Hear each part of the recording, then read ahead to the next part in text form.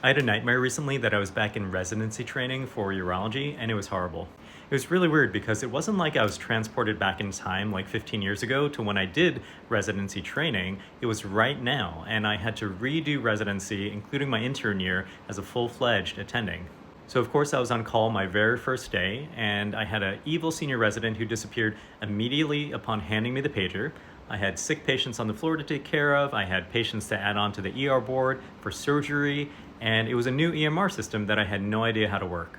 So thank God this was just a nightmare, but it really got me thinking about all of these interns and residents that are starting residency training right now, about how it really can be a nightmare and how it doesn't have to be. So I think I can say this now because I'm almost about 10 years out from residency training, but there were so many experiences and parts of my training that were just horrible and really were like a waking nightmare. So in residency training, when you start out as an intern, yes, you've gone through 4 years of medical school, but really in terms of practical knowledge, you know surprisingly little.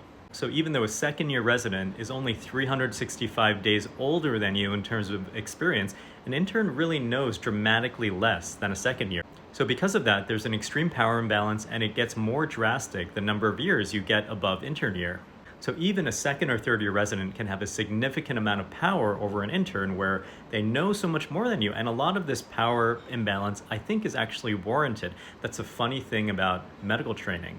But when you combine that power imbalance with some other things, it could be really a setup for a disaster. When I was an intern, when my second or third year told me to do something, I would get it done. I would not question it. I would just do it to the best of my ability. When it came to someone like the chief resident, they were like the president of the US. I was honored if they were even talking to me.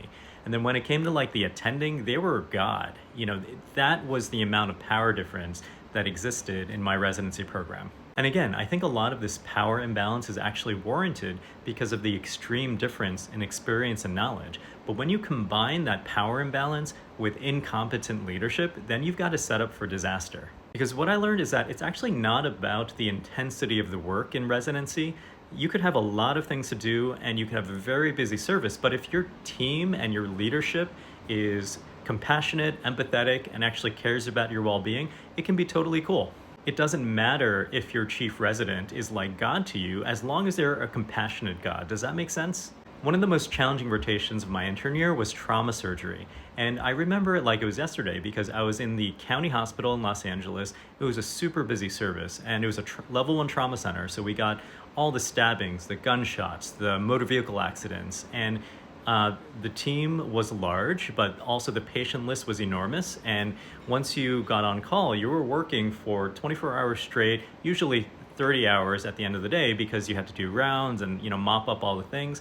It was a very busy service. Despite all of that, this was my favorite rotation of intern year because I had a great chief resident.